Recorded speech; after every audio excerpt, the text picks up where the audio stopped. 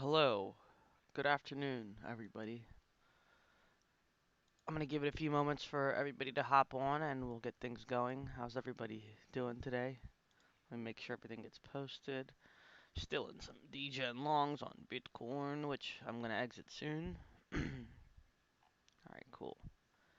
It is live and yeah, I'm kinda tired today, a little bit. Little bit.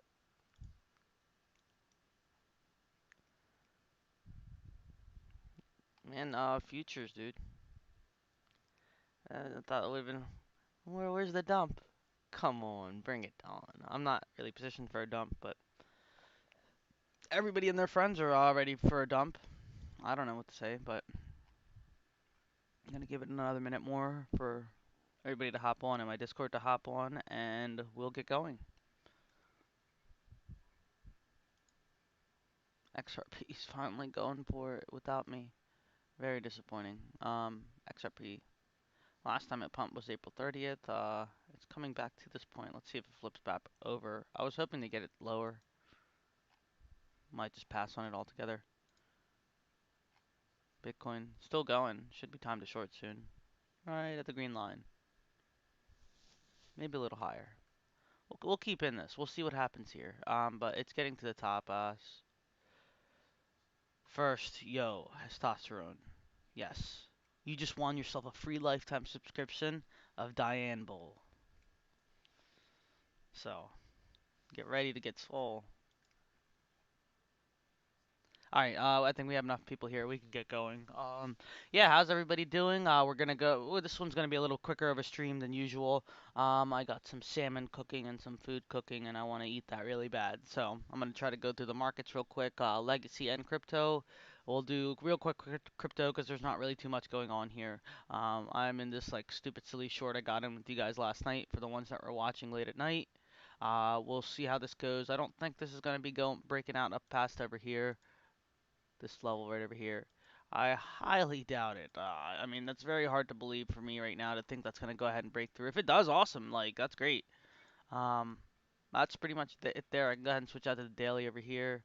Actually, I'll switch to a different chart for you guys altogether. Dude, I know I should have done Twitter or Facebook or something today. I'm really sad I didn't. I hope it was a good decision, but either way, I mean, I don't mind. I'm positioned fine. I did good gains. It's just I wish I would have flipped, but who knows? Where is it? Okay, there we go. Switch to the weekly. Right now the weekly setup is end up being nice because if we don't break this 20 SMA, we will stay up here and max I would say 10-7 push if we were gonna get another push. Who's calling my phone?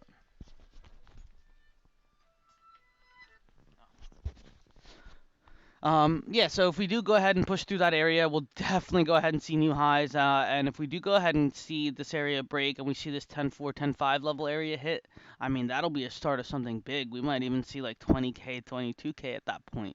But without us breaking any kind of this level and getting into this box, no, it's not going to happen. You would typically see the 20 SMA cut a little bit more aggressively if it was a little stronger. Still have this top structure over here, which is the big issue. Really, that's the main part right over here. That's like what's stopping us from doing everything. We can go through here, we'll go ahead and moon, and you'll see like so many people getting rich. Without that, well, sorry. I'm just being real. It's not that I'm want to be a bear on Bitcoin or anything. It's just when historically have we ever fucking done it? Like 1, 2, 3, 4, dump. This is the only time we ever actually broke past over was when we dumped aggressively. Not saying that's gonna happen again, but even over here, 1, 2.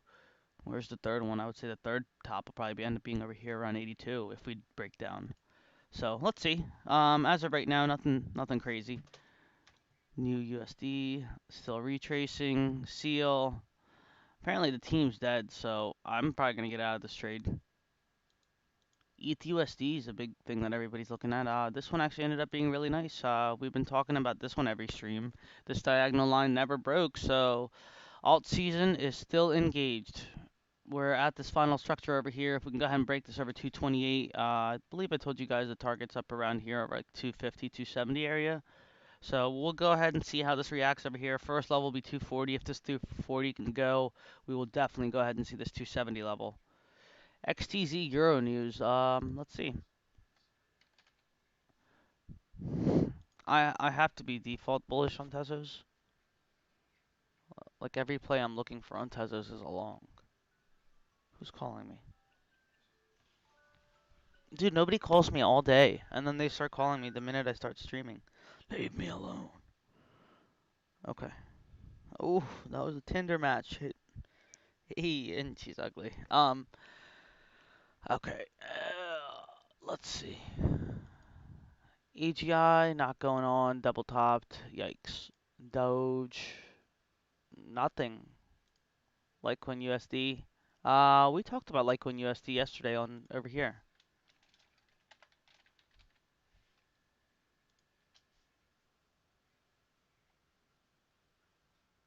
Let me find it.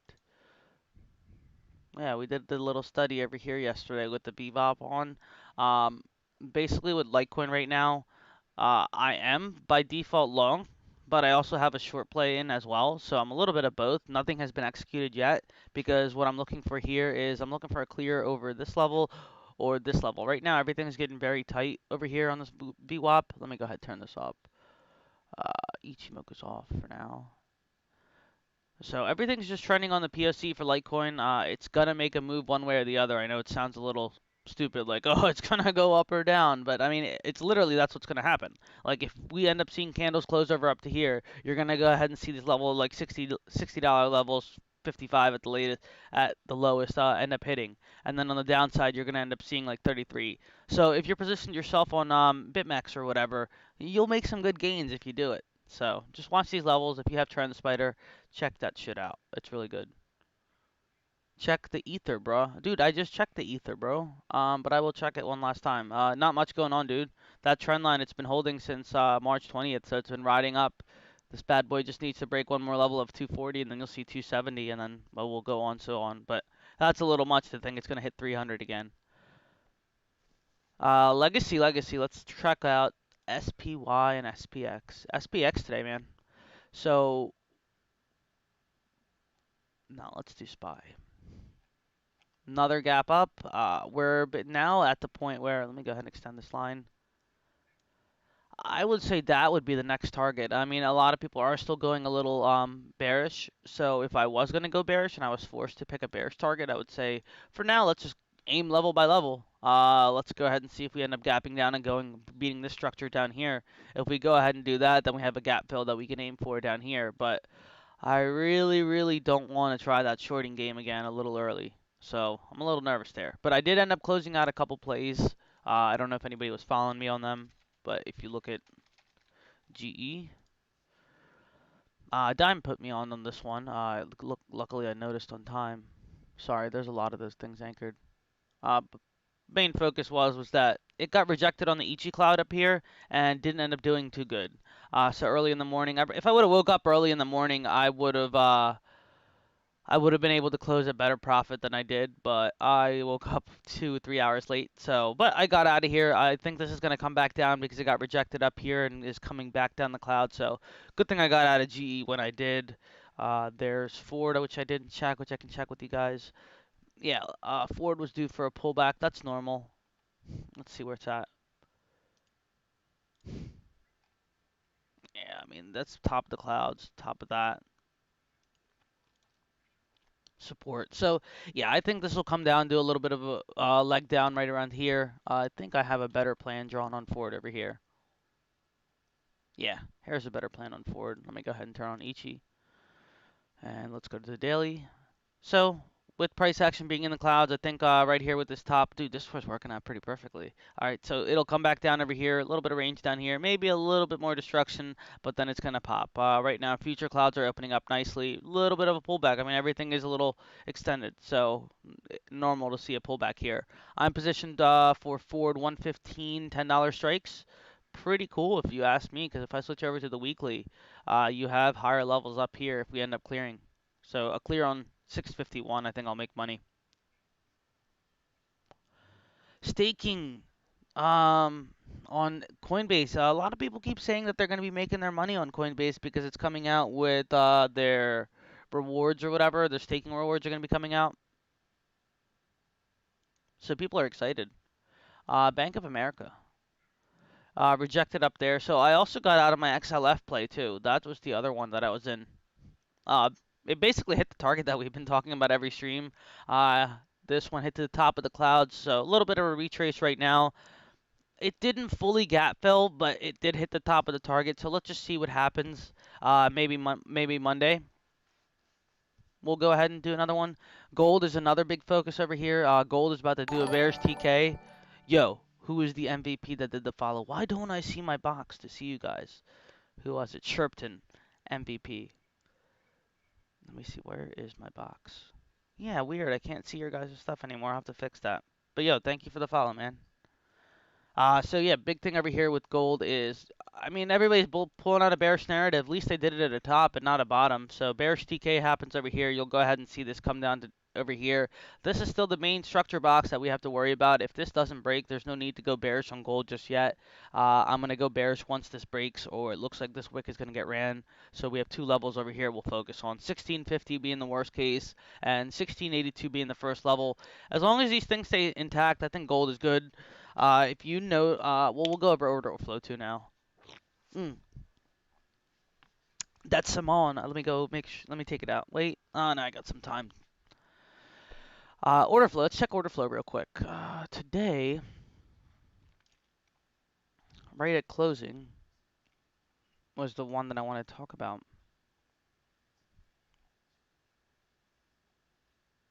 So right here, 10 minutes before close, this shit just started spamming. Let's see how long it started spamming these crazy things. I think it's still not downloading yet. But yeah, right around here, like about 10 minutes before market closed, all I saw was these heavy, heavy, unusual puts just coming through on all over the place. So really, that made me wonder if like, oh hey, are we gonna gap down just a day or two, not going bearish fully once again? Because if you notice these expirations, these are like day expirations, next week expiration, bi-week expiration. So they're not really going too far out. There's a couple concerns right here with July. Dude, DKNG, man. That thing had some crazy flow come in. I don't know why the chart looks like this, where it like just shut off for a little bit. But man, this one's been ramping up. I wish I would have paid attention to this one or seen it. Great earnings. The order flow on this one is just nuts. Like it all started coming in all at one time. Oh, what's going on here?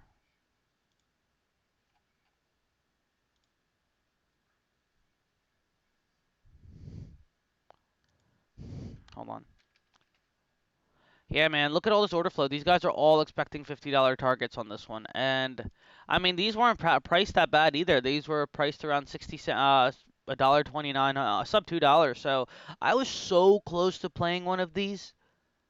He's been talking about it for a couple weeks. Damn, the one time he's actually doing something good. Yeah, so lots of order flow coming through over here.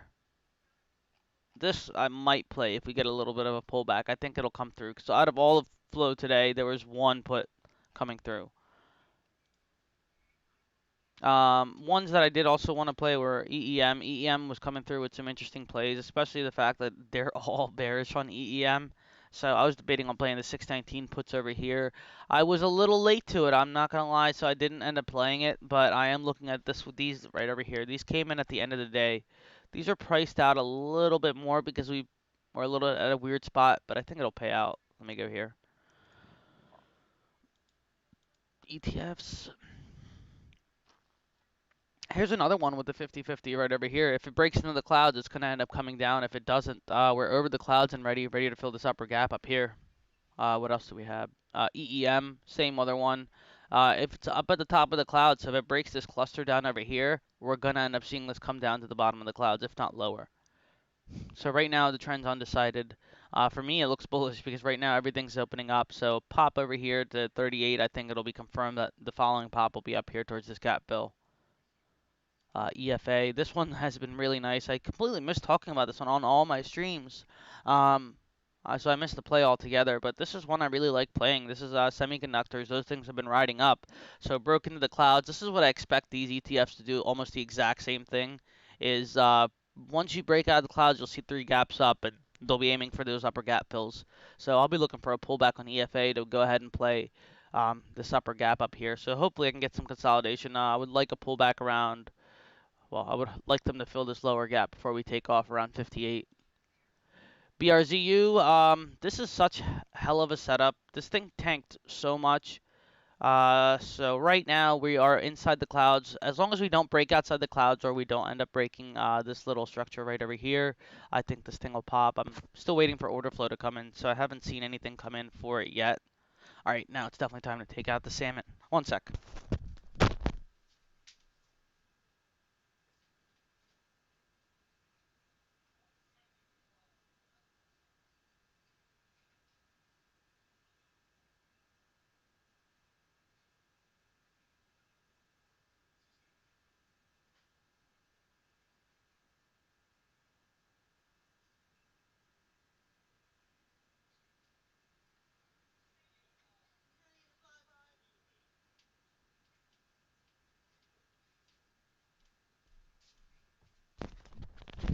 It smells so good.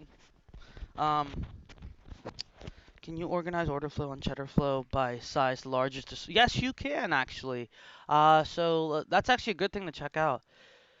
Sizing. So you have sizing which can be adjusted by lower sizing, which are the plebs betting like 400 sizes, small sizes, but then you can also bet, look at the big sizes. So heavy puts coming in on XLF. That's why I had to exit. So that's what had me concerned. I was like, man, these are some heavy puts coming through. Let's go ahead and get out of here for now.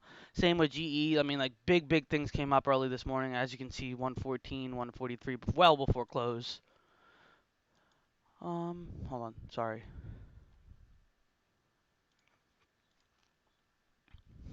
Yeah, so the big players right now, they did buy SLV over here. I went ahead and followed SLV.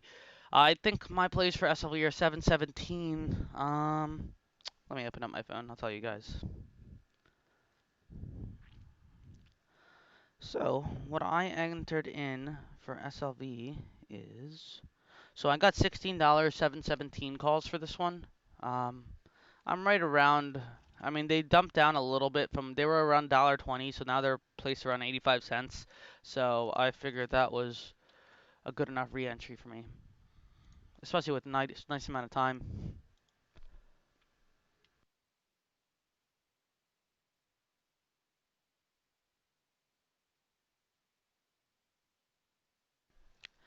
Yeah, SLV, as long as it doesn't lose, I would say this 1575 level, I think we'll be okay. A little bit of concern over here because we're seeing this Kumo tighten up. I don't know what's going to happen there.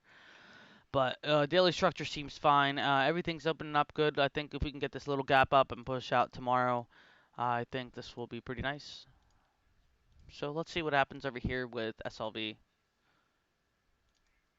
Let's go to metals real quick. Dust, still having some down action over here. Ichi's all fucked up with the restructure. Silver in general. Still, just go ahead and extend these lines out a little bit. So right underneath resistance right now. No, unless it starts breaking down, I'm still gonna go ahead and aim for this high area up over here.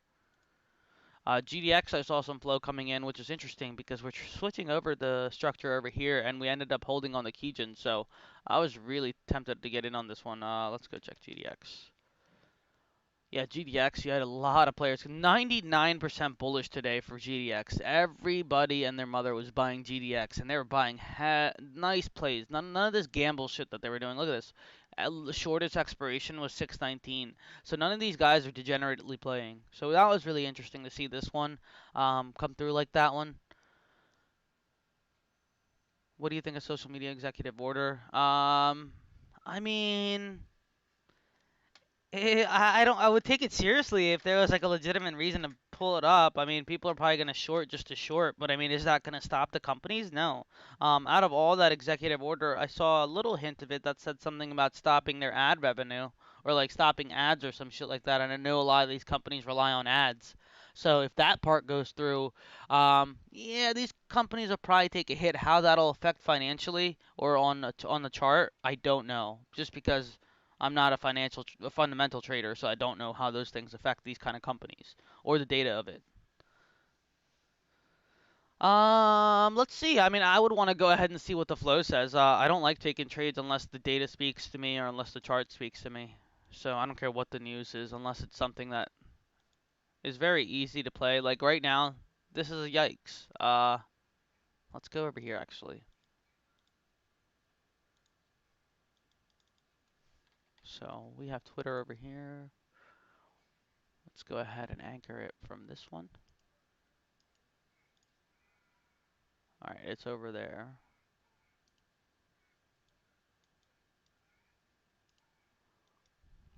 Okay. So if I anchor this VWAP off the very top of back in September of 2019. All the structure right now, we are back underneath of it. So even with Ichi wise, I mean, there's so many things that are over here, but this is the one big thing that I'm gonna note over here is that we closed the candle that's underneath this VWAP over here. So on this end of things, we have a B-band's price extension all the way down over here, and the one candle was completely outside of it. So to have a candle next day come through on the side, come down a little bit is completely normal. But then this third candle is now testing support, which on the other line is lower. So Tenkin typically ends up being a soft support or resistance. So I think this will end up coming down underneath the Tenkin. We'll go ahead and see this come to the black line a little bit. So once this black line breaks, then I can actually go ahead and be bearish on Twitter. But without that really happening, I mean, there's a gap fill up over here. And last year it played all gaps regardless of any kind of bullshit going on. So I'm going to assume the same thing over here that, I mean, news really hasn't really worked out to me for me. The other bullish one. Give me some tickers. I mean, I could still either way. They all pretty much. I would still end up holding the same thing. Like, see, this one looks a little more top. Like, hell of run up. Um, go ahead and draw this line over here. Yeah, if this breaks over here, yikes. I mean, soft support over here. You'll see it end up coming down over here, but I mean, this trend has been riding up. So, I mean, I could see a little bit of a bullish case over here to like 210. Let's see if order flow matches that for FB. 72% bullish. Let's see what the big guys are doing. Not really too many big guys. Let's see what the expirations are looking like for the further out expirations. Yeah, no crazy expirations. I mean, there's a bullish expiration here. 619 seems to be bullish for the most part.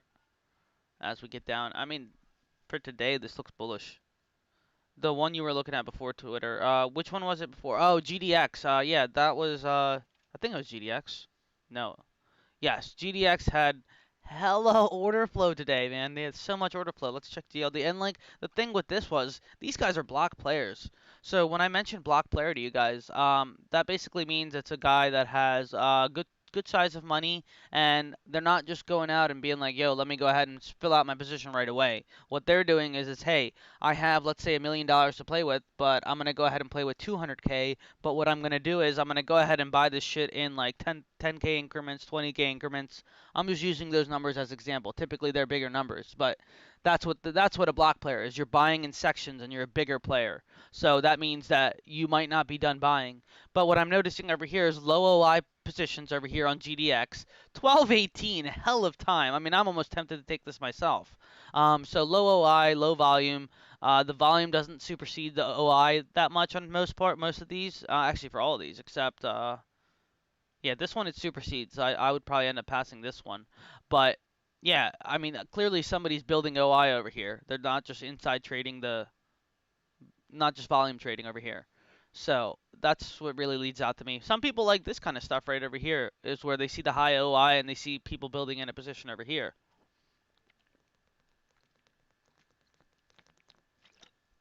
The problem with this is that split plays. I don't like split players because split players are pretty much as they sound. Somebody's betting both ways. They're either betting on they're betting on longs and they're betting on shorts at the same time. The reason I don't like doing that is because it takes a little bit more work and effort for me to go in and figure out or try to. It's more speculation on my end trying to figure out the opposite play of things. So I really avoid any kind of split plays. They're not really my thing. If I see too many split plays, then I know like, hey, something's shady. Let me just skip to a ticker that makes a little bit more. Yeah, yeah, exactly. So they're hedging on that end of things. So that would be more so a hedge on the order flow. We can check GLD on this one just to check tickers. Yo, I'm so sorry, Chad. I didn't get to really check out any tickers for you guys, but I promise I'll get that done this weekend. I have another stream coming up, so I'm trying to stream more with you guys. GLD for the most part was bullish. Let's go check out sizing for you. One big player betting over here on this block player as well. Yes. So nice amount of sweeps over here and splits. So blocks, sweeps. Yeah. Do you guys have any specific questions about cheddar flow in general? Because I know you guys, I know a lot of people ask me about this a lot. QQQ calls still coming through over here. Big players over here. 1.6 mil betting on QQQ still going up. EXPE. This is what sticks out to me. What is this? EXPE. And like this is what I do whenever I go ahead and I want to go ahead and play order flow. Even if I don't know what tickers to get, if I see order flow supporting, I'll go ahead and see if there's order flow that supports my hang on, let me tell this fucking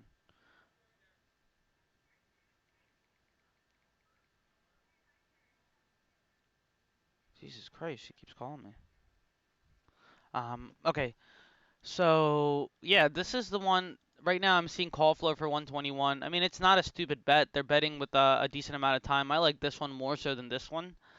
Is just basically betting on what strike is a 110 strike, Expedia. So 110 strike would be up over here, right underneath the gap fill for the highest area.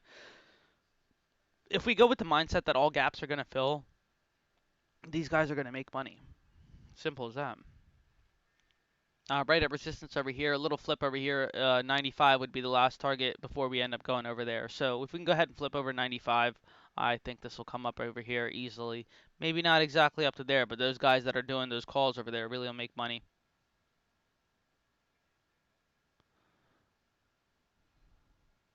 Yeah, I always tag along. I never bet against. Um, yeah, I rarely bet against. I mean, there's situations where I will bet against, but those are a little more complicated than I can probably explain. I mean, I will here. So the only time I will counter trade the flow is if I see flow that's dated out a little bit. So for example, if I'm seeing how do I explain this? Okay. So let's say I'm seeing a lot of flow coming for July 1st, okay? And it's all hella calls and all sorts of stuff coming through. But currently the price action is a little bit short because they're all expecting on a breakout. So what I'll do is I'll go ahead and play an option play for like 2 weeks ahead of time instead of playing it for that. And I'll play the opposite end just so I can go ahead and get a flip. But the only time that's also worth it is if depending on how the premiums for each of those options are. If the vice versa premium's cheap for me, and I'm experiencing a lot of volatility on that certain ticker, yeah, then it's cool to play the opposite thing of the flow. But you have to have a lot of factors that play into it, like volatility, um, where the directional PA is going. So to go against the order flow typically ends up being more work for me, which I almost never do. So I'm not gonna work harder than smarter. All right, everybody. I'm gonna go eat some food. This was a short stream for 30 minutes rather than my typical hour. I appreciate everybody joining. Oh, wait. Before I do this, JPM and MST, say no more, sir. JPM, um, order flow for JPM was bearish today, which makes sense. Thank God, because of all that XLF flow. Um, MSFT, um, MSFT leaned a little bullish. Let's check it out a little more, cause that's one I wanted to buy yesterday, MSFT. Okay, let's link it up here. That's well over there. Okay, let's link one from down here. Okay, so let's ignore all that. MSFT. Yeah, overall the structure's not bad for Microsoft. Bullish daily TK happened over here, or weekly TK, which is a pretty big deal. A little bit of a pullback on Microsoft. Like so, as long as it keeps holding this Kijin, it's good. I would say if we can go ahead and make it to about the second week of June or the end of week of June, I'd say all-time highs are incoming, like guaranteed. And that's if I go with the bullish bias of everything. I would say it'll get bad news bears if we lose this level down here. But without this level losing, I mean, nothing on Ichi's bearish to go ahead and slash through Ichi just like that. It's gonna be almost impossible. No, dude, you guys are good, man. No big deal. It's just that was my bad for not streaming as long. But yeah, okay. Yeah, thank you guys for joining, and I will catch you guys tomorrow.